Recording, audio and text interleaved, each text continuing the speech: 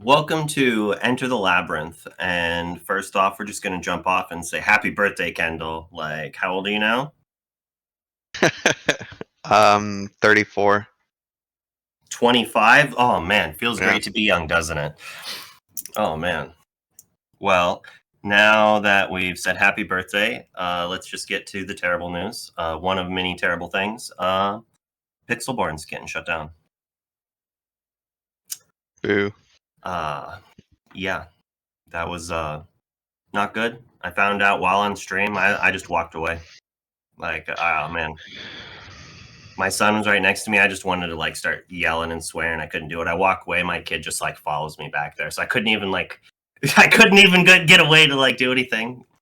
Oh man. Thoughts on that? I was literally like sitting there about to tear up, just like felt like not the end of an era, because I still think there's good things to come, but it's the end of the thing that really cemented Lorcana for me. I don't think that I would have gotten as much into this game as I did. I think I've said this before, but without Pixelborn, and certainly wouldn't be as good of a player as I am today without Pixelborn and being able to really play against some of the top players in the world just kind of at the click of a button. So yeah, thank you, Pavel, for that for the past year. It's been fantastic. Yeah, R&B? like, oh man. Man, I'm hurting today, man. I have not been as sad as I am today in a really, really, really long time. Like, I've never done content creation for any game before. Like, I always I watch a lot of content. I watch a lot of YouTube. I watch a lot of Twitch. I've played a lot of different games, throughout the course of my life, and I always find content creators that I really like. And like even when this game first came out, like I wasn't playing Pixelborn right out the gates. Like I joined Pixelborn like halfway through season 1, when set 1 had came out. And I mean, unironically, like Wonder, you were one of the first streamers that like I watched. Like it was you and Dude TCG. I made sure that like I watched you guys every single day. And it was always like a pipe dream of mine. Like something that I always wanted to do was like, man, I want to be a Twitch streamer. And I didn't think that I ever could. And I like started out in 20 lore Discord server, just like share my screen and like playing games. And like before I knew it, like I'd have like 20 or 30 people in there. I'm like, oh, like maybe people do like want to watch me play this game. And like that's what kind of started this for me in content creation. And I wouldn't have been able to do any of that if it wasn't for Pixelborn. I wouldn't have been able to meet half of you guys if it wasn't for all of you guys. Realistically, if it wasn't for Pixelborn, I wouldn't, this team might not exist if it wasn't for Pixelborn. I might not even still be playing Disney Lorcana if it wasn't for Pixelborn. So I have everything to thank Pavel for. I mean, where I'm at today, like without Pavel taking, like, he works a full-time job. He does this on the side because he loves the game, because he loves the community. He makes sure that he does everything that he can to make sure that we kept this game alive during a time when product scarcity made it almost impossible to play paper. So, like Bobby said, an end of an era is an understatement, man. Like I'm sad, bro. Like I really am. I think that over the course of the last 10 months, like we've built such an incredible community, and to take that away it's depressing. It really is. Like we had to know it was coming. Yeah. But not without after Atlanta. without a replacement. Yeah, like the ups and the downs, the roller coaster, the emotion. Kendall, what do you think? R&B took like a lot of the words out of my mouth, but yeah, I think it was just a rumor that was always, it was just like always like looming in the back. Like everyone knew it was going to happen eventually. I think the biggest thing is there's just there's no certain future right now. They didn't, with this announcement, Ravensburger or Disney, they haven't announced anything official. So in a perfect world, there's like some seamless transition, from Pixelborn to like official client. That's not going to be the case. So it's just it affects everybody. Not just like it doesn't just affect Pavel. It's like it affects all the content creators. Like myself, I don't necessarily create content, and I was like getting the courage to like work up to like I was actually like wanting to like start streaming soon. And like okay, well that's kind of out the window. But like I mean y'all stream, all the YouTubers and stuff that just put out information for this game, like it's gonna affect all of that. So I don't know. It's just, I mean, it's kind of upsetting, but I'm sure we'll figure it out. There's people already talking about ideas for what sort of content people can put out for the game until hopefully there is some sort of announcement for official. But I I couldn't. I don't feel like they've been working on one or anything like that. It doesn't feel like it could be anytime soon. I think No, the I would have heard something if they were like. yeah, like the server is going down in like essentially 2 weeks. We're not gonna get an official client in 2 weeks, or an announcement. I don't think so.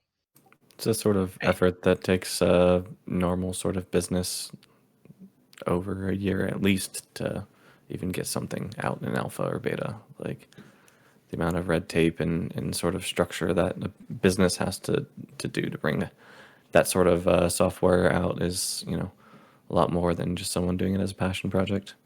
Granted, some of the skeleton I think was there for the engine and stuff, but the amount of rework that Pavel had to do to, adapt it to Lorcana and then adapt it to every set was, just Herculean.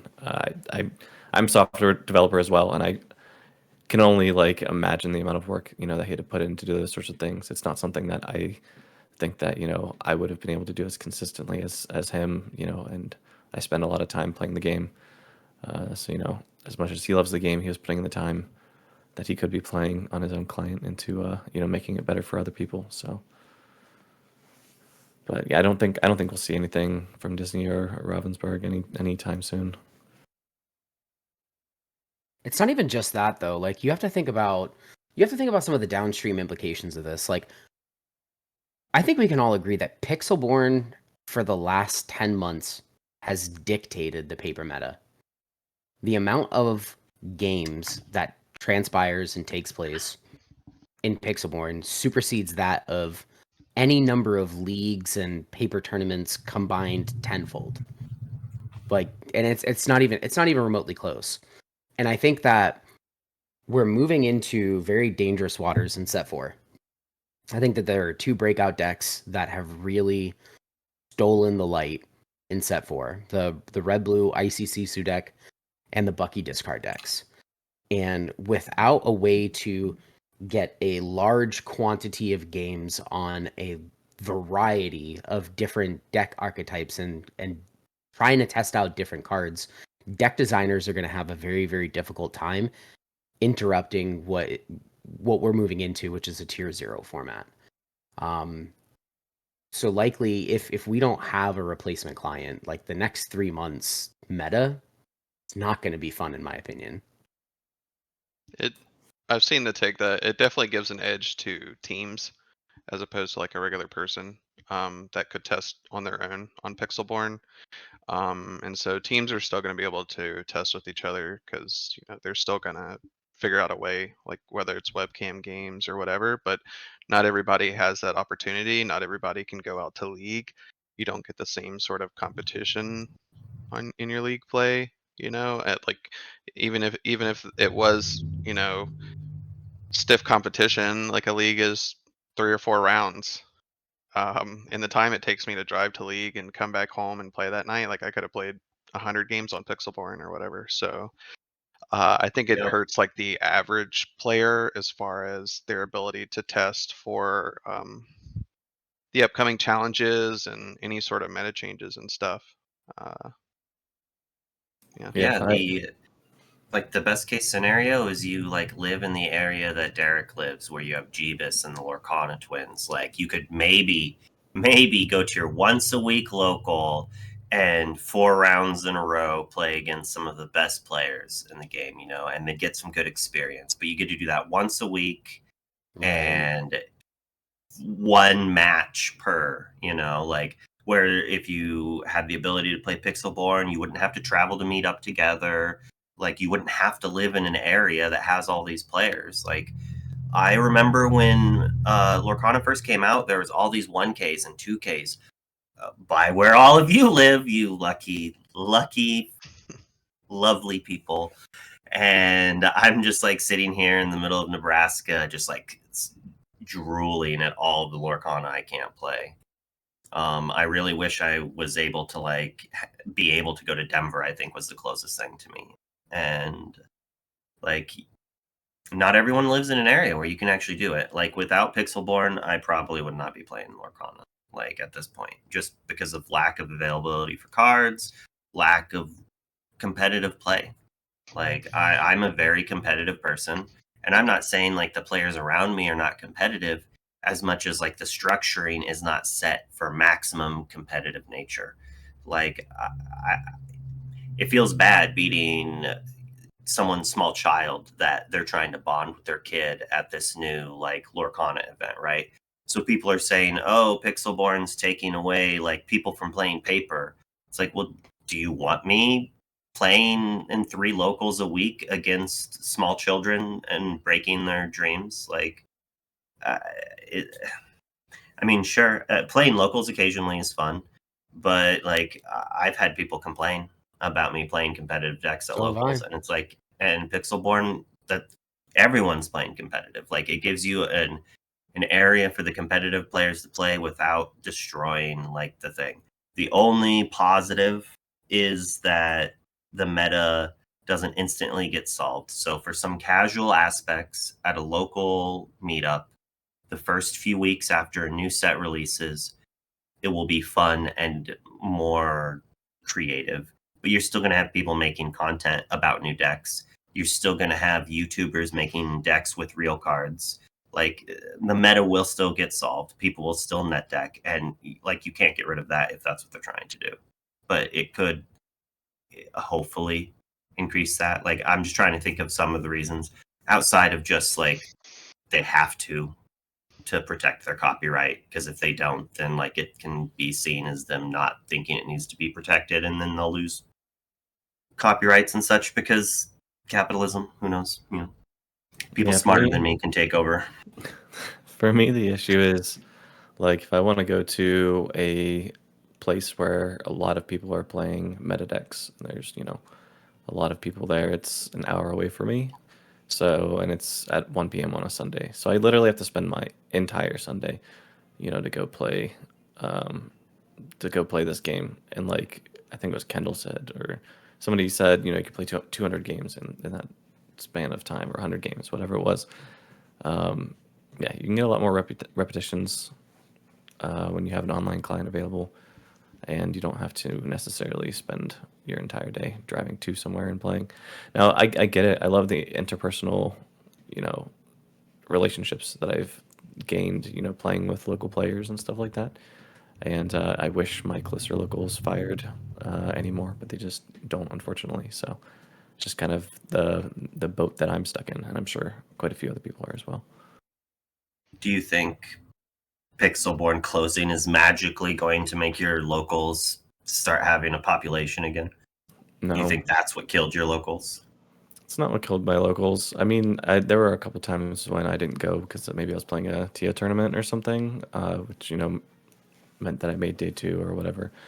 But on the overall, it was just a lot of people were interested set 1, and then the snow came, and nobody wanted to drive as far as they were driving, and then they just maybe didn't get back into it, or they found a closer LGS, and by the time set 3 rolled around, we were just getting like 3 or 4 people and just dwindled off. So I mean, the game definitely had some issues with certain decks kind of being the main deck of a format, which kind of maybe lowered numbers for a little bit. I don't think it would have been Pixelborn that did, but I don't really know what killed so many of the local scenes necessarily. It's I don't just say that it killed so many of them. Like they're like, I think it's area dependent too. Like I realistically, I stopped going to locals because I didn't need to anymore. Like I had Mishi Mondays going on Mondays. I had Manicore Weeklies going on Wednesdays. I was playing in TIA tournaments every other Saturday. It felt like I didn't have a need to go to locals. So, like our locals is filled with majority casual players. There is exactly one locals, and it's on Wednesday nights, where it's like that's where our competitive players are, and it's people like me, Humble, Brennan DeCandio, Ben Stevens, John Sweet. Like there's a lot of great players that play specifically at that store, but it's still only like 10 or 12 of us. Like if I want to go to the big ones being like Friday, Sunday, like those are predominantly casual players that are like it's like families, like couples, people that play the game casually, people that aren't, trying to turn this into a career. Nobody like, and even now after Atlanta, like what am I going to do? I'm going to show up as a top 8 competitor and like beat up your child? Like that's not fair. Some people like that. I mean, I'm still gonna show up to locals occasionally. I play in pre-release like as well. Like it's fun. Casual events can be fun too. I mean, that's What were you different. gonna say, Kendall? Casual events different. No, I was just gonna say like some of the locals dwindling down. Like here in Georgia, still like pretty good turnout at some, but like some stores have like stopped their leagues, and I think that's just from the initial hype of the game. A lot of people were interested, but it's just it just didn't seem like feasible. You know, like I could play in a league like every day of the week, but people are eventually gonna kind of get not like burnt out of Lorcana, you know, but I can't just drive everywhere like every day after work, you know, to go play in a league. So sometimes, you know, you just made like some sacrifices, like you didn't go to that one store, go to, you know, a different store or whatever. But The honeymoon um, phase is kind of wearing off, basically.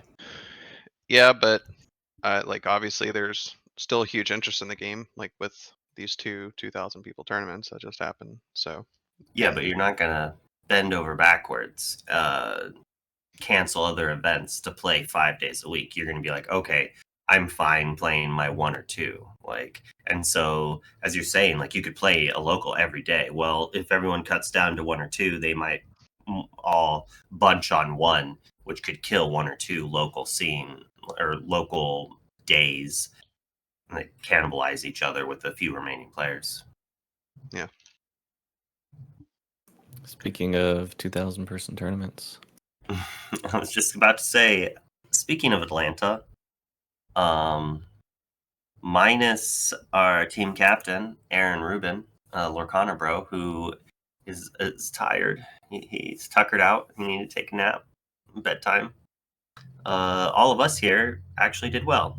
It's the only I wanted to be on another podcast. I knew the only way I could be on the next podcast is if I made day 2 in Atlanta. That was the motivation. I was like, I need to be in every podcast, and they're getting tired of seeing my face and they don't want me on it. But if I make, as the cool kids call it, top cut, or as us boomers call it, if I cashed the event, like they'd get me in.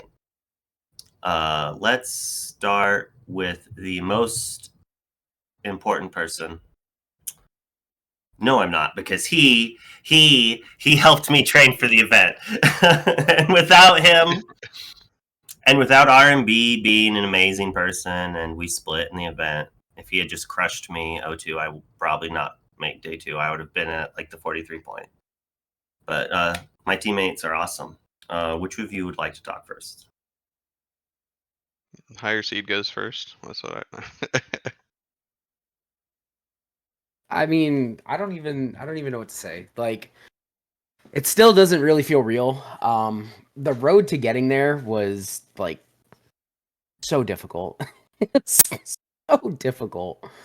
So like day one I only like physically like lost one physical game of Lorcana, which was like pretty cool. And it was in round two. Round two I played against this red purple player. Like I won game one, game two, they were on the play, and like it came down to both of us top decking. I had lethal in play. He top decked to be prepared. Wiped my board.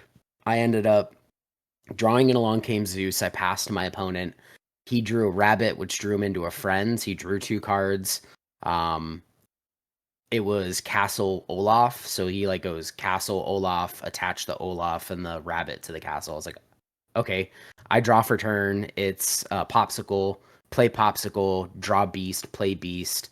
Along came Zeus, your rabbit, and then he just like plays Tremaine, and the game was over from there. So like I ended up losing that game. Get to round 5, Wonder and I end up pairing into each other, and like we had to like make a hard decision to split games Recurring intentionally. theme for you.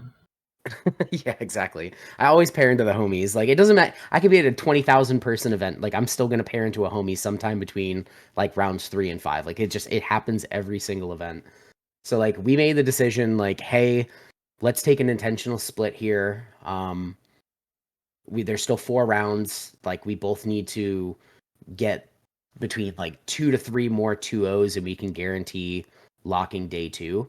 I believed in both of our skill to like be able to do exactly that. Like it's not good being in the 5th round and like taking a split unless you're confident that like you're both gonna make it. Like there was a chance that we took the split and like neither one of us made it, but like that was a risk that I was willing to take. And then get into day 2, I pair into Ryan Miles. I went into day 2 in 15th place, so I got to play all of the rounds on the play besides I think the top 8 match. I don't think I was on the play in the top 8 match. I can't remember, but paired into Ryan Miles. He's on green steel. Ended up beating Ryan 2-0. Then I paired into Bobby. Worst possible matchup. Bobby played his heart out. We played 3 solid games. Bobby handed me my second actual natural loss for the day. I ended up getting that match in game 3. And then I paired into Aaron, which, like, not even gonna lie, was terrifying. Because everyone in this room knows that my track record against Aaron in testing is not very good. Like, I went into that round like thinking I'm lose. This is where my journey ends. But like at least guaranteed one of the lab boys makes it into top 8. So like I was pretty happy about that. We played 3 really grueling games. Like game 1 was an absolute slog fest grind that I managed to squeak out. Game 2, he just went on this like aggro plan where he was like 1, 2, 3, 4, 4. And like I just didn't do anything relevant, and he just absolutely crushed me in like 6 turns. And then game 3, I put him in a really awkward position where he was like forced to cast a wheel, and like the wheel was insane. Like I had Tinkerbell, 2 swords, a smash. Like I ended up clearing his board, and then like he played another board. He played another board the turn after, and I cleared it again. And I had like double cogs, Tinkerbell, Mickey, Smee in play. Yeah, that's vicious, bro. Yeah, it was pretty gross. And then ended up making like here's the thing. I know you guys saw it. Like I'm not a big emotional person. I'm usually like pretty calm, cool, and collected. Like when I walked away from that table and like came back over to you guys, and like the first 2 people to recognize that like I was walking back was Zenulos and Humble. And like they were like doing like the thumbs up, thumbs down, and like I gave them the thumbs up. Like I started tearing up because I knew that like I had just prevented somebody that like I truly care about from like I crushed their dreams of making top 8, but like that meant that I was also in top 8. So like the range of emotions I felt was like really, really weird and awful. Like I was happy, but I was sad, but like I was excited, but I was nervous. And then I got absolutely demolished in top 8. Like I paired into the third steel song in a row, which is arguably my worst matchup. And like Zan just had the answer every single turn. Like I went back and I watched the games, and like the games were like actually pretty close. Had it not been for like a couple of top decks that he had, like I was so close to winning both of those games. That's Steel Song. How did you decide on your deck? It started with a Discord poll. So Blue Steel wasn't even on my radar until Thursday morning at 2 a.m. when we were testing. Like we were testing Wednesday night into Thursday morning, and like I kept waffling between Jafar and Green Steel, and like Luke and I were running games against each other, and he was playing Steel Song, and like I think I lost a couple in a row, and I was like, all right, let's go again. And like I queued up just like a random Blue Steel list that I had like saved in Pixelborn, and ended up like just absolutely like donked on Luke, and I was like, oh, that kind of felt good. So like I played a couple more games, and then like I played Blue Steel all day Thursday, like all night Thursday night after I got off work. I played all Blue Steel, like took some cards out, added some cards in, and I ended up doing a Twitter poll. I was like, Twitter, help me out here. What do I do? Do I play Blue Steel, Purple Steel, or Green Steel? And Twitter was like Blue Steel, so I was like, all right, looks like I'm playing Blue Steel. Bet. Like I let the people decide. I mean, it doesn't hurt that you are like a Blue Steel master already. So it's like you have so many of the gameplays and iterations just like mastered that like it was easy for you to fall in and test for a day. So people watching this don't just think he picked up a birthing pod the night before and won a GP with it. I love you, Eric. Not at all. But like he's definitely practiced a bunch with it. Yeah, I have thousands and thousands of games on that deck, like way too many. Well, Yeah, well earned, well deserved. I think a bunch of people on the team were like flip-flopping, and that was just kind of like one tip that I felt certain about, that was like you should just play like what you're most comfortable with, because you're gonna get so much more out of it playing a deck that you have way more reps on than switching to a deck the week before. Unless if you wanted to be a madman and grind out 1,000 games, but I mean, you did it. There's nothing wrong with that. There's nothing wrong with that. Yeah.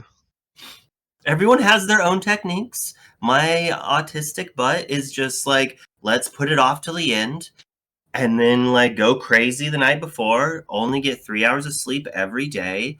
And if you watch my stream, you know I drink almost a pot of coffee a day. All right. I had literally 0 caffeine all of Saturday. And Sunday, I had a little bit of I had like an Arnold Palmer. So like, half iced tea, half lemonade. That's all I had for caffeine over the weekend. And I'm a caffeine fiend. I don't know how that happened.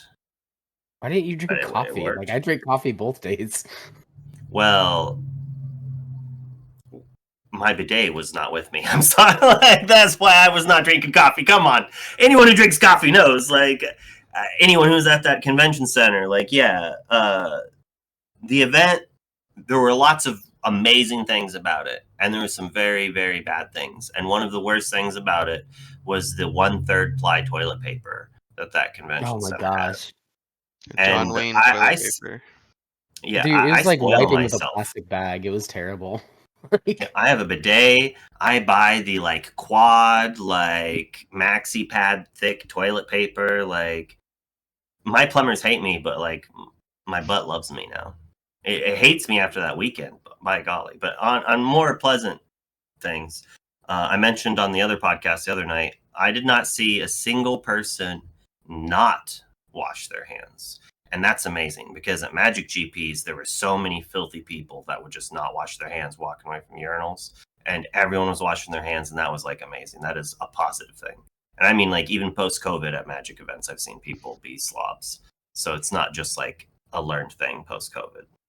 Noimnot, tell us about your tournament experience. Number 10th.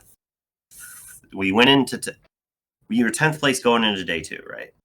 Yeah, I finished day 1 in 10th place. So, I started off 4-0. I don't even know where to start. Start off 4-0. I was close to getting a 5-0, and I just had bad beats. I don't like just telling bad beat stories over and over, but um, so it was 401. Got an additional 2-0 after that, and then ID'd or split the last few rounds, and ended up finishing 10th for the day, which I felt really good about because I just knew I was going to be able to select being on the play in day 2.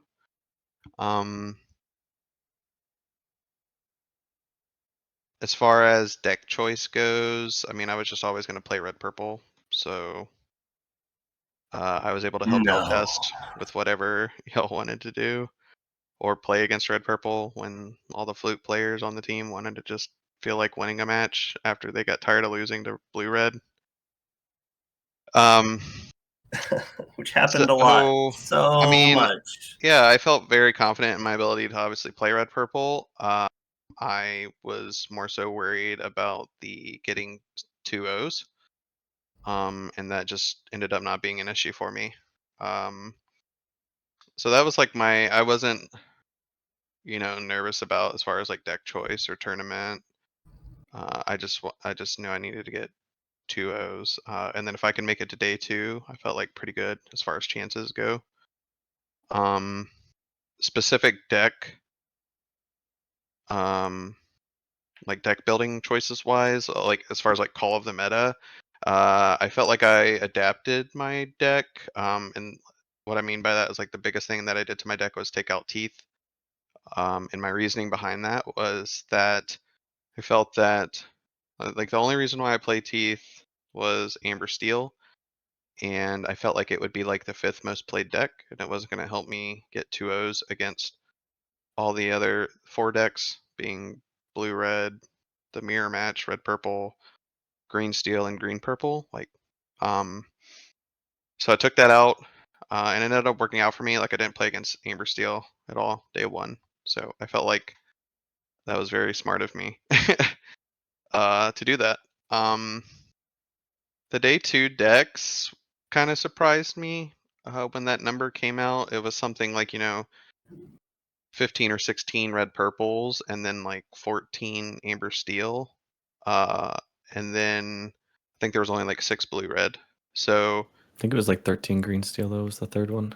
yeah, so I would have thought that amber steel and blue red would have been swapped, um, but there it was. So I was kind of worried about pairing into amber steel kind of early in the elimination rounds, because I just knew that, okay, I didn't have teeth, but I would be higher seed, so I still felt like I'd get a 2-1. But day 2, I ended up playing against the mirror match in top 64, which I won 2-0.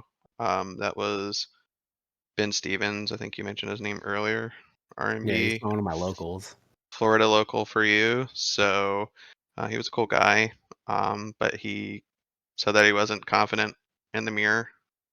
And yeah, I won that 2-0. Top 32 match, I played against the mirror again, and I won that 2-0 as well.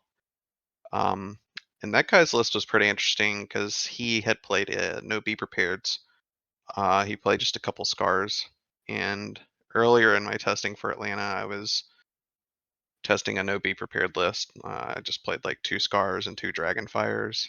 But this guy had 2 scars and a couple Jim Hawkins and stuff. But I ended up winning that match 2-0 as well.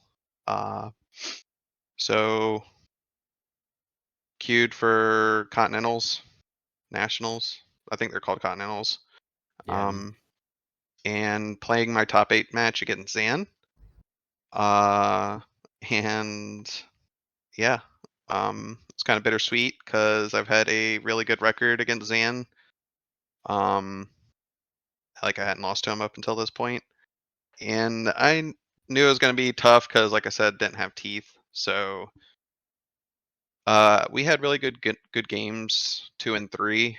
Game 1 was a little unfortunate, other in the fact that I mulliganed 7 and I didn't have a 1-drop or a Cusco, so very low as far as math goes on that. But not doing anything until turn 3, being on the play, I was just kind of behind from that point. That's how I lost. Yeah, so but like we still had good games, and it when you lose to a friend, you know you're still happy for them. So like I know we had Garnby getting paired against Aaron, and then me getting paired for Zan. So it is what it is. I know like a lot of people are asking because they saw like me and Zan playing in that match, and they didn't have us on camera for that. Apparently they were only following like one side of the bracket, but a lot of people were interested in that match. So that was kind of unfortunate. That was like the one downer for the weekend, is that I did pretty well all weekend and I didn't get a 1 camera match. I know my So- first camera match, I got crushed by Zan on camera. Like, Yeah. But I mean, it was like we all did well, good as a team, and then even outside of that, as far as like Atlanta locals go, like Zan, not on the team, but good friend in the top 8. Also, another one of my friends, Matt Wright, lost. Well, he ended up losing in the finals. So he played Zan in top 4, beat Zan, and then he lost in the finals. So it could have gone either way. I think Matt had a really good chance of winning. And I think had Zan beaten Matt, like Zan probably would have had an easier time maybe against the yellow purple deck, just being Amber Steel. So it could have, went totally different way, and Zan could be the winner right now, I feel like too. So it was a great tournament. Pretty sure Steel is probably the worst matchup for the Mufasa lists. I know that was what Bjorn wanted to dodge the most when he was playing Yellow Purple, for sure. But I mean, you had obviously an amazing performance. Like, Nats. Yeah, like the only thing I can say is like it feels super great just getting like a Nats invite out of the way, because I'm planning on going to all of these challenges. I'll be in Chicago, I'll be in Dallas. I'll try to snag tickets when the other ones go on sale. But not having to sweat like an invite if these turn, because I said this before, like in a Rubbing it tweet. in. No, it's not. It's not like that. But I mean, I said that in a tweet like before the tournament. I'm not nervous, but there was definitely like a pressure as far as people. Like I've helped plenty of people out for coaching. I've given plenty of tips for Ruby Amethyst and stuff like that. And then if I don't perform well, like obviously, everyone tells you not to think like that, but But you want to you perform can't. well to kind of just prove yourself. But the fact is that the tournament was going to take a high amount of luck and skill. You needed like an absurd win rate to even day 2. So Yeah, like the imposter syndrome is real. If you're trying to do content creation at all, like if you don't perform, it just like you feel like they're just going, oh, I lost interest in you. I'm no longer watching you because you did not win this event. And it's just like, that's probably not how it is, but that's what it's what like my brain is yelling at me in the background. It's like, if you don't win this, you're going to lose everyone who's following you. They're going to unsubscribe immediately and stop paying attention. It's very stressful. I guess since Bobby disappeared, I'll go next. I played Green Steel. I started off 2-0. I got a feature match, which was pretty nice. I think it's my first feature match that I've won on camera. I've won one that was not on camera, but we were a backup before, and then I've lost win-ins to top 8s basically on feature match, and that's never fun. But yeah, being on feature match is pretty cool. And then in my next round, I 2-0'd, and it was going into lunch break, and my phone would not load Melee, and I went on my lunch break, and then I just spaced off and forgot to input my results. And I'm sitting down chatting with DeCandio and Tia and Dakota. And we're just sitting there chatting, and they make an announcement about some pairings, and I'm just like, oh, I know, I forgot to do it. And I like open my phone up and I like try to do it, and it still isn't loading into Melee. So I like sprint over to the judge thing and I like explain what happens. They're like, oh, it's a good thing you got here because like we are just about to do pairings and like that could have been bad. So they like fixed it. They gave me the points I had because they had it input as 0 points overall. Obviously my opponent didn't notice because I 2-0'd. So he had the 0 points either way. So nothing would have looked wrong to them, but they fixed it. And I thought everything was fine, but apparently it did not get fully fixed because at 27 points, maybe it was in round 4, because I was pretty sure I was playing against someone who had 21 points and I had 27 or 28. Maybe I had 24. The points didn't match up, and it was more than if I was just paired down. And so that's unfortunate because it could affect tiebreakers. And I ended up losing a game. So I split. It was against Red Blue. I was just happy to get it. I don't remember exactly how I lost. I remember it was very close. It might have been one of the games I lost at 19. I think I lost 2 or 3 games at like 19 more, which is obviously brutal, but alas. Then I played against R&B, got a couple wins. My other split I ended up getting was like super heartbreaking because I like punted on the last turn. Like my opponent has 2 7-drop Jafars and a 4-drop Jafar. I have a Daisy and a Beast, and like I draw off the beasts. I play 2 characters. I'm at like 15 or something, so I quest with both, and I make it so I quest, I win. And he's like, you just gave me the game. I'm just like, what? And I'm like, yeah, I just attack with Jafar. And I'm like, oh yeah, onboard tricks. I'm like terrible.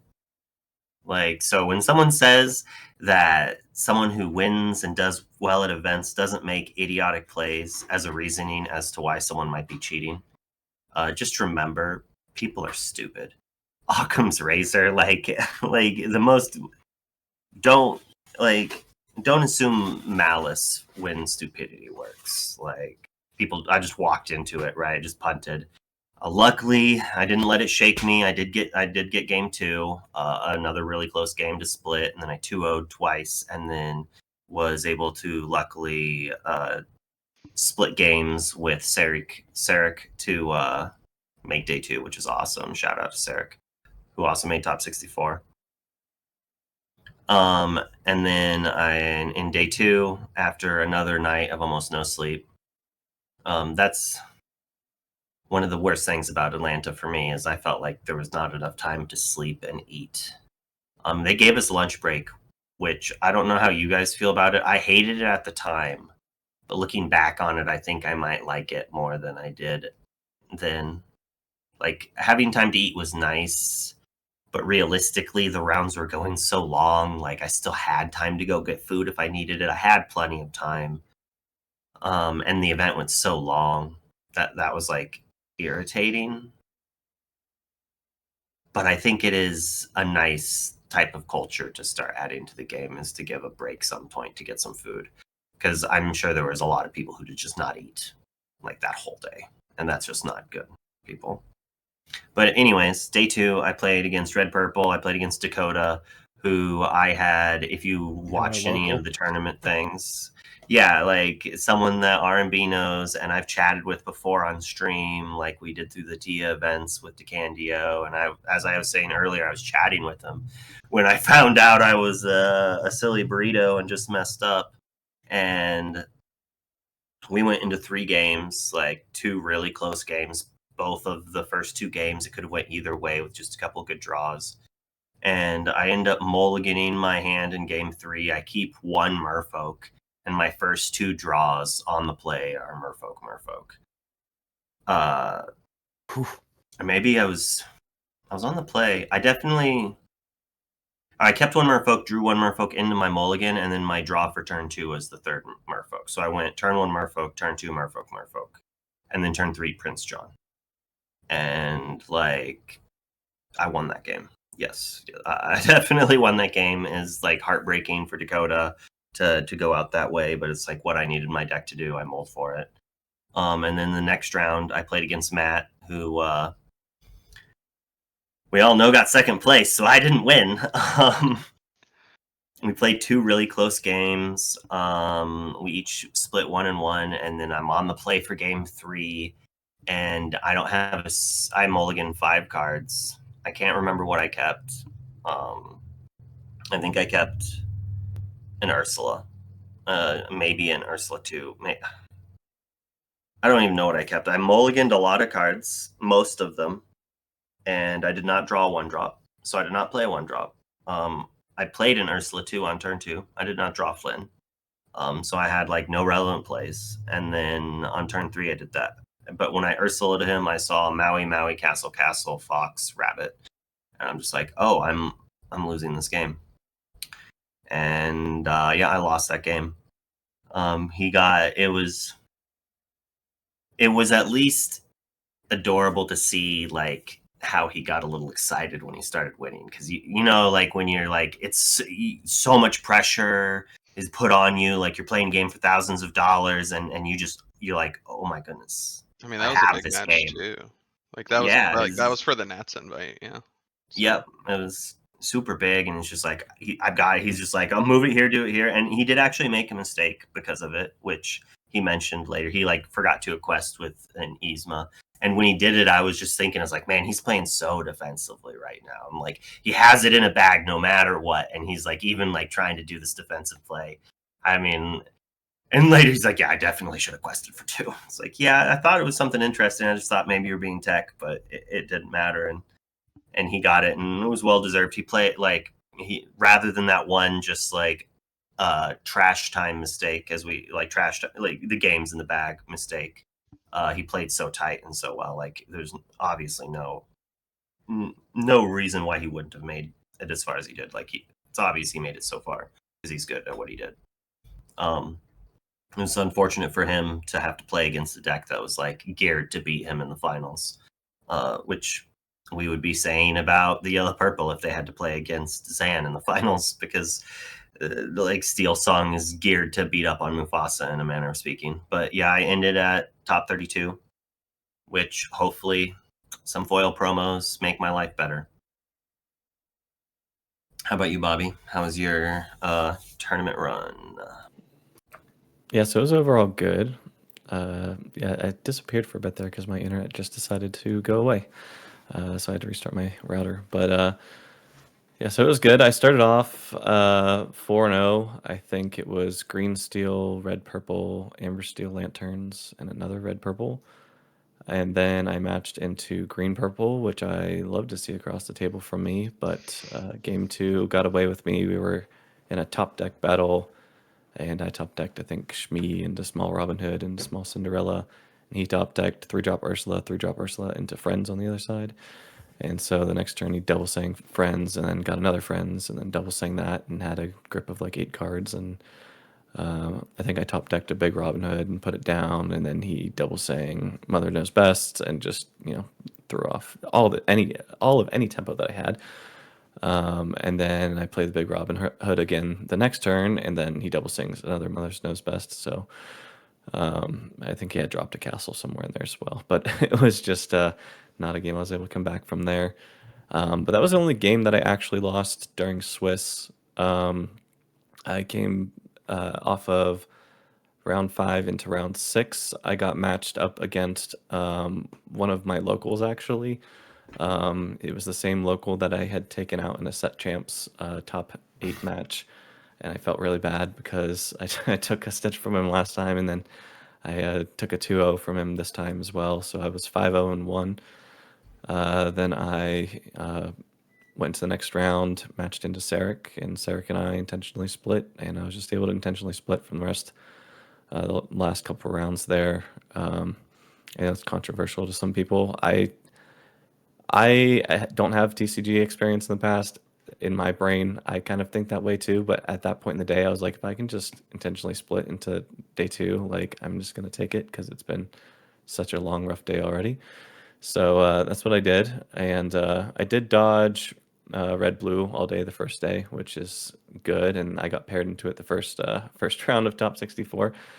I was all excited because I thought it was green steel, but I had miscounted. I was looking at the deck lists the night before at like 1:30 in the morning when I saw them. So we got paired, we got like placed against each other at the table, and then I'm like looking, and I'm like, that's not green steel.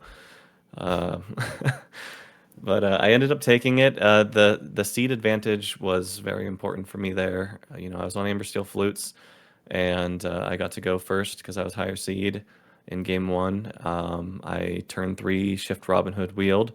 Took the ramp and stuff out of his hand and put him in a bad position. Game two, I think he took it fairly easily. Once we got past the early turns, he just did red blue control-y stuff, and I couldn't come back from that. And then game three, I had the shift queen line in my hand without a whole new world, so I mulled 5, did not get a whole new world. Turn 2, I top decked the whole new world, shift queen. Yeah, whole new world. baby. He had the nuts in his hand, and I just got it out of there. So it was, very good luck on my part as far as the draws and stuff like that. But I was able to take out red blue.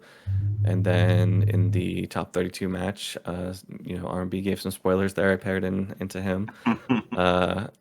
I had one misplay that game that forced me to use another removal spell to take out, I think it was a beast. And R&B ended up taking that game. I don't think it was directly because of the misplay, but it was just a long, drawn-out game. Both of our games 1 and 2 were very long and drawn out. The table judge, was just like sitting there with bated breath, watching us the whole time. Just like, it was so funny.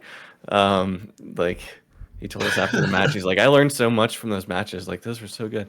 But yeah, round 2, I ended up pulling it out. I almost didn't, because I cast a storm on the last turn and then top decked a flute. And I was miscounting my lore by 1 the whole time, like not counting one of the flutes or something. And then I cast a strength to kill his bell, because I'm trying to think, like, how can I stop him from winning next turn? And then I did another lore count, and I'm like, I'm just dumb. I win here. So I just quest out and dropped the other flute and activated him and took that one. And then game 3, they told us that we were going to go to sudden death. We only had 12 minutes left. And we had just both gone to the bathroom because they were 70-minute timers there, and they were just long, drawn-out games. Like, we were not slow playing in any way. Game 3 came, and we were like, all right, we're just going to play this speed Lorcana mode. And we're going back and forth, and I just made this like very, very bad misplay where I like went to kill a Smee with a strength and forgot that he had killed one of my characters the turn before. So there was a Cogsworth on board next to it, and it didn't do any damage to him. And I just look at R&B, and he's just giving me this look, and I'm just like, that was so bad. And I just go, pass. It was so bad. And then the next turn, I didn't draw an inkable, so I couldn't cast my Robin Hood, and I had to ink the Robin Hood, and like I just cast the swords, and I was just like, you know what? And then I think a couple turns went by, had a couple more things on board, and I was like, maybe I can stem the bleeding here.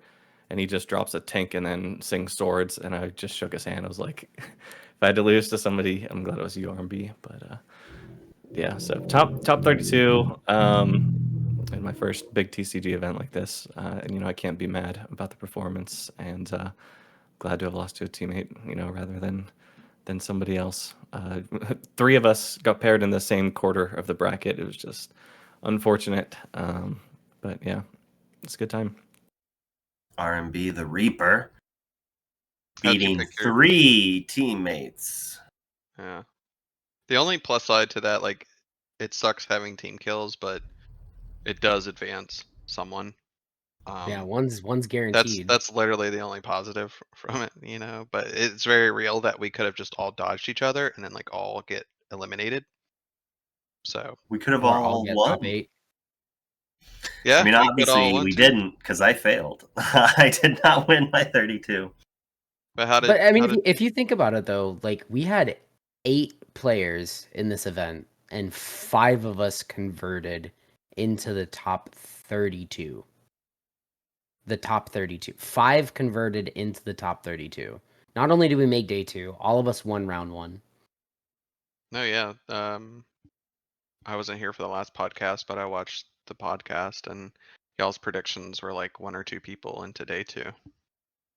So blew that out of the Happily water. proved wrong. Happily proved wrong. Yeah.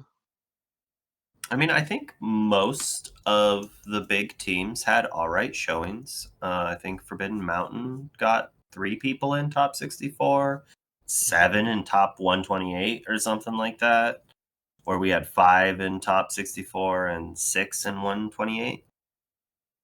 7. Um, So Corey was tied. He was on the bubble, tied for the same points as 128.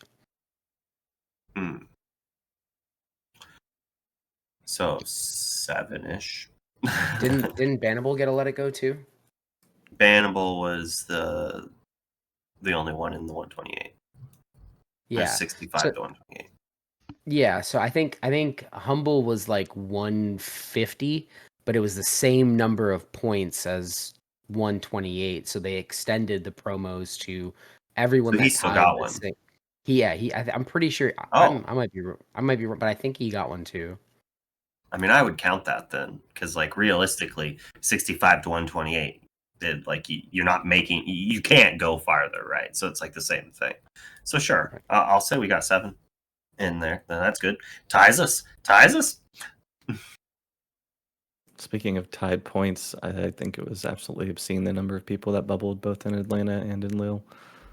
Like, I think it was 34 people bubbled out at 44 points, and in Lille, and in Atlanta it was like 56. Yeah. Isn't it that hurts normally so that much. way? And Isn't like it normally only 1 or 2 make it and the rest don't, or is it 1 or 2 don't make it and the rest make it? there's usually not that many people on a bubble. So it's a 4-slot bubble. There were 60 total people at that point scale. 4 of them made it in to top 64 and 56 of them didn't. And of the 4 that made it in, one of them was Aaron and one of them was George. Like, Dude, that story, tell it. It's insanity. So like, I don't know the full, like, basically what had happened was, the way that I understand it is that George and Aaron paired in the last round, and they didn't believe that they could split. Like, they were of the mindset, like, let me tell it then. Let me tell it. George wanted to split because George said, if we split, we make day 2. And Aaron's like, oh, I don't think that'll work. I don't think that'll work. And so Aaron made them play. So George, going through like a roller coaster, already I don't know if anyone's aware of the incident with quote unquote incident, just Zach Bivens wanting to play it out instead of splitting, which is fine, reasonable. You're allowed to do that in the game, you know? So like his hopefully split into a guaranteed, he lost. He got O2'd by Zach, and then he thinks he can still split and make day 2. And Aaron tells him, no, I don't think we can do it. We have to play. So like that's got to be so scary of a roller coaster. But then they play and then they split anyways, and he's like, oh great, we get in, you know. So George is happy. Aaron doesn't think he's going to get in, so Aaron's upset because he's like, we just split, we're not getting in. But then like he does get in, so it's like up down everywhere. Like it's a crazy story, and with good outcomes for those two, obviously. It's always great when you don't get dream crushed out. Dream crushing does not always happen, but it's almost always a great story for everyone else afterwards. Oh man. So that's like most of what the Atlanta. Any other thoughts about the trip? Any other shout outs? I mean, obviously we had like War and Max and Cruz, like we were hanging out with them a lot. Who else do you want to spend some shout outs to? Like there's so many. I'm not going to do anymore because I've already forgotten hundreds, like so many awesome people I met. Yeah, I want to shout out everybody, that came up to, any of us and said hi. And you'll have to tell me your names again. I'll remember your face, but I won't be able to put the screen names in the first names. It'll take me like 3 times is how my brain works. I'll remember the faces, yeah, but not the names. So thank you everybody for saying hi. It really was special to me, and thank you to the folks at PPG for putting on a pretty well-run event, given the melee issues that we were experiencing throughout both days. Yeah. I want to give a shout out to Tia. Tia wore my face on her shorts all day long, which I just thought was like the coolest thing in the world. Like that was such a cool experience. There's just I can't even begin to like go over the names. There were so many people that I met. Getting to meet Sir Ashtown in person too from the 20 lore. He was absolutely awesome. Like there's just so many great people in this community. I don't want to lose it. That we never would have met without Pixelborn. Yeah, like, I mean, you Such gotta a figure, downer. man. We've been interacting with like this same core group of like, I don't know what, like 1,000 year. people for a year now. Like the same core group of people, and like getting to finally like this is the first time most of us have met in person. Like I've met Kendall in person before because of the 8K in Atlanta, but like everyone else on the team, this was the first time I got to meet any of you guys, besides with the exception of Corey and Kendall. Yeah, we got to find out that RMB and I are super short, and everyone else is gigantic. We're not even that short. Like we're both like 5'9", 5'10", and it just so happens that You're everyone like else on our team 5'3". is. What? I will go get my driver's license right now. I swear. Like Only someone who is 5'3" would say they would go prove it, right? it just so happens that like 3/4 of Oh. our team's like 6'2" or taller. Like Bobby, I would have never get. I was like, oh dang. Everyone was like, "Oh, I thought you were gonna be like short and stout." I think it's just the way I crop my camera, like on stream and stuff like that. Like I thought you were gonna be like short and stout. I'm like 6'1". So tall. And Dude, if someone Cruzito, called me stout, Cruz's biceps were like dudes. They were tree trunks. I did not expect Cruz to look like a bodybuilder. yeah, I was definitely jealous of that physique. Although I wouldn't want to have to do the work that probably took to make that physique, that's for sure. But I was definitely jealous of it.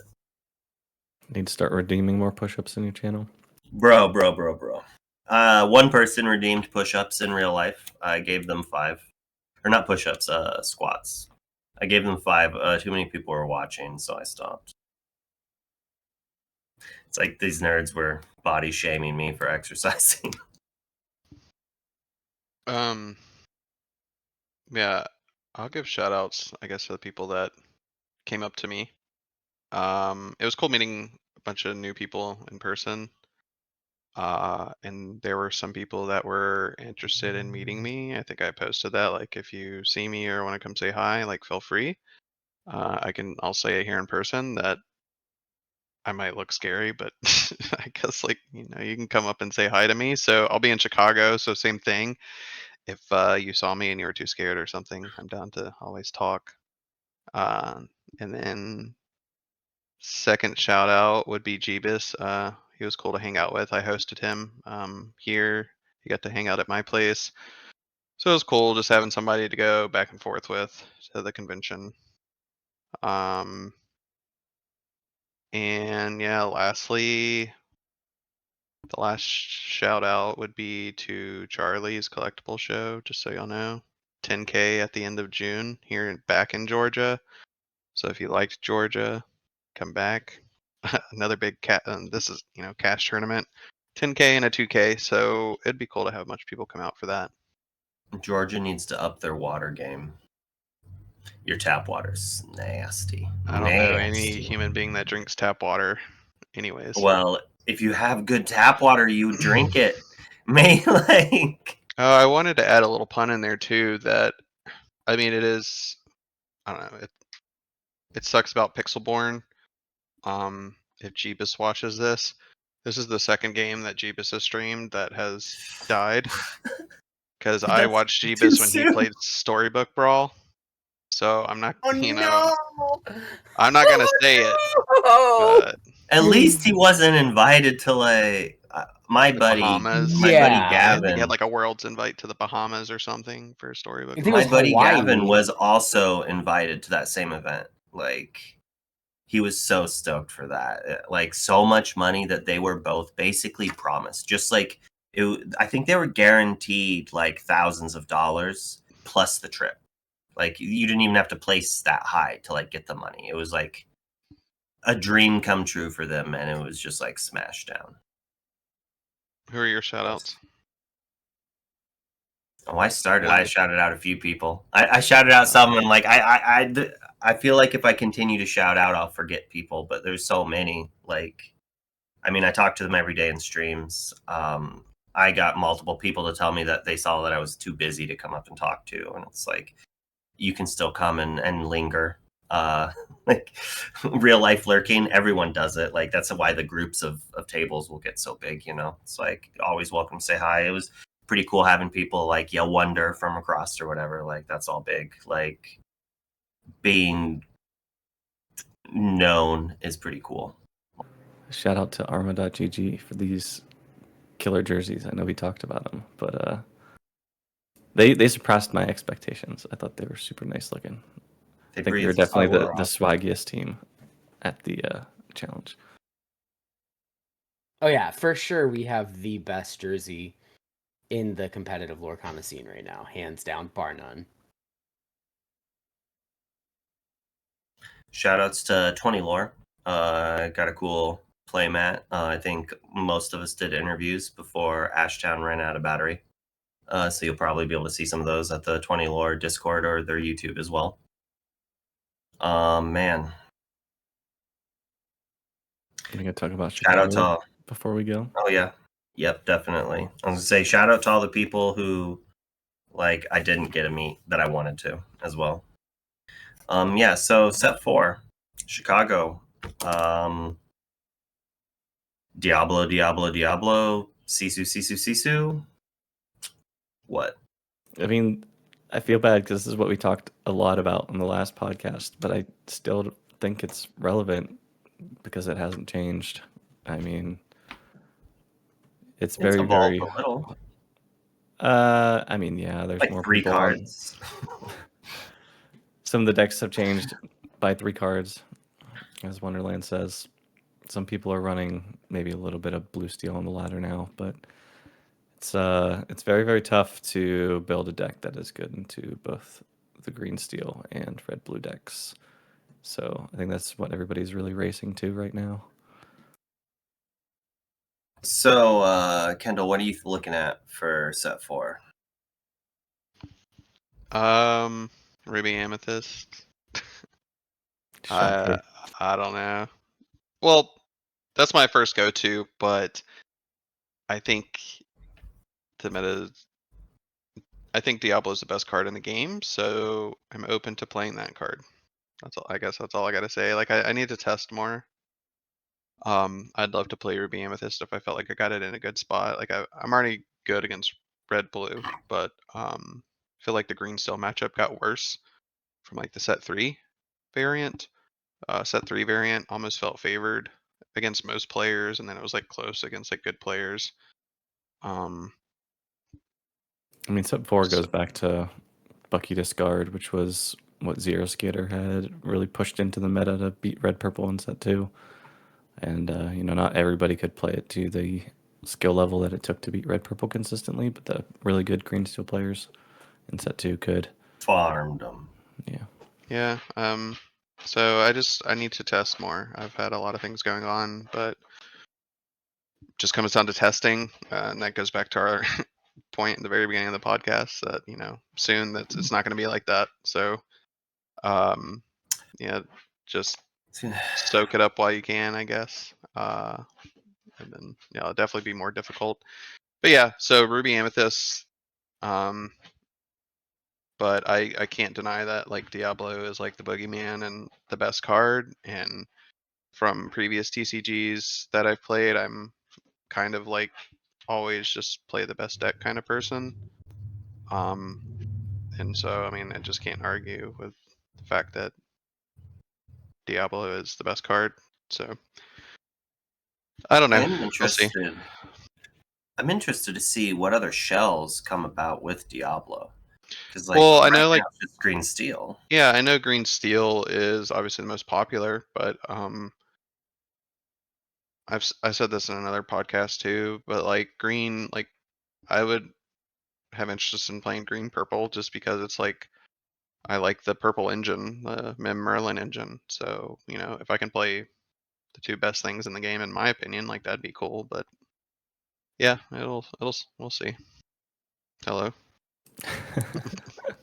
RMD. Oh, me? I'm not going to Chicago. Oh, well, next. I was not able to get a ticket to go to Chicago, so like I've been just trying to do some cooking. Like obviously, like I'm making adjustments to the blue steel deck. I think that we have the blue steel deck in like a really, really good position to tackle the green steel problem, which is good. Red blue we found to be pretty play draw dependent. There's a lot of game there. I think it does come down to play draw dependent, but you know, both looking at set 3 and set 4, how that matchup goes. I think that we've increased our percentage points of like winning that game. I think it really has become a strict 50-50, whereas like in set 3 you had to get a little bit lucky, or like you had to be playing against like maybe a less experienced pilot, or like they had to have a low variance draw for you to just like really kind of slam the door shut. That doesn't exist now. Both decks being dime decks and like having Tamatoa, we have way more items than them. Our item draw engine is significantly better, and we're not refilling their hand with wheel anymore, which I think has made that matchup a lot easier. But both decks get to a point in the game where like you're winning over the course of like 1 to 2 turns. And it's usually like the turn that you lose is the turn you would have also won had you gotten another turn. So like the game, the matchup's really, really close. I haven't played enough of the red purple matchup yet. I know that some people have said that like red purple has been a little bit difficult because we did remove the captain hooks from the deck. So we may need to reevaluate it just depending on how popular red purple is going into set 4. But I mean, I think we're collectively sitting around like an 80% win rate against the green steel deck, which I think is the number 1 deck to beat. Like it is the quintessential like set 2 red purple deck that you're like gunning for. So I'm gonna keep working on blue steel. They still get you sometimes when they have that crazy on the play turn 1 baby Diablo, turn 2 Bucky, shift the baby Diablo, they hit you. They sing removal to kill something, or they sing they just quest. They draw an extra card, they sudden chill you, they draw an extra card, they untap, they play 2-drop Ursula to take your 3-drop removal the turn before you can play it. You know, like, and then they have another one. Like, it is possible still to lose. Like, the deck is so powerful that even decks like this new blue steel variant that feels very good against it, sometimes just like you just get steamrolled. Like the deck is that powerful, and that's why it's currently like the tier 0 beginning of the format boogeyman, right? Like, so is that what you're thinking for Chicago? Because you got a ticket last second, right? The other day. I did get a ticket while on LAD, Lorcana After Dark.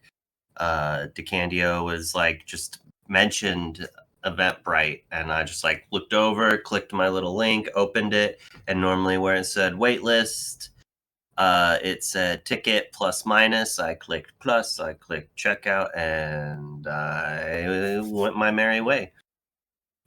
I don't know if I'm carpooling or flying yet. I basically have to pull the trigger. Like, well, I already figured out with my wife, worked it out that I can go.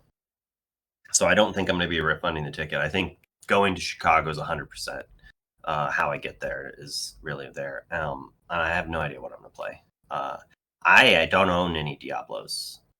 And the people who I know who own them, I think are going. But I might be able to borrow Diablos if I'm lucky. I have a few friends who play locally. But I'll be streaming while I still can. Oh, heartbreak. Yeah, I was telling my wife today on the car ride home. I was like, I just realized that like I kind of got fired from my dream job, and I didn't even realize I had it. So on that lovely note, You didn't ask you me all what have a I'm good bringing night. yet, Wonderland. Yeah, yeah. Well, I that's got because you're Bobby. gonna make me cry when you start crying. So I was trying to nip it before you did that to me. You're still crying. I don't know. I might just bring Green Steel to Chicago. I'm a little bit disheartened right now with trying to build something to break it. I was trying Blue Steel Heroes a little bit, and then I just got beat up by the rat during the tourney tonight. So I don't think there's enough support in the world to make the Blue Steel Hero deck be able to beat Green Steel consistently against a good pilot. So I Was have it the just Diablos. Ursula?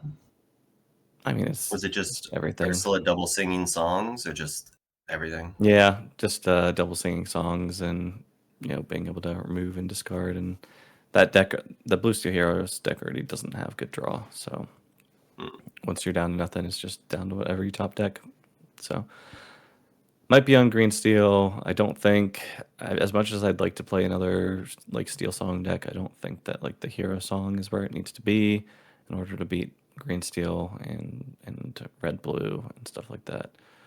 I don't know. Bjorn's cooking something. Maybe I look at that. I don't know if I have the strength to play a Mufasa deck through that many rounds though. So I did order the Diablos the day of release before they spiked up. I mean, they were still like $30 each, but I knew going into it because of Pixelborn, that it was going to be a strong deck. So I definitely wanted to get some of those. Yeah, we'll see. All right. Well, thanks for watching, everyone. We hope to all see you in Chicago. It'll be a great time. Hopefully, we'll do well. I don't know where to predict how many of us will make it. I'm sure we'll have one more podcast come out next week, hopefully, so you can watch on your flights again or the day before. That was really awesome that Derek was able to get that pumped out in time. I had a few people tweet at me like that it was actually the perfect time, like length for their flight. So that's always neat. Always want to, we do this for you guys as well to an extent. Like obviously we're greedy and we care about ourselves, so we do it for ourselves. But like we love you too. So thanks for watching, and you all have a great night.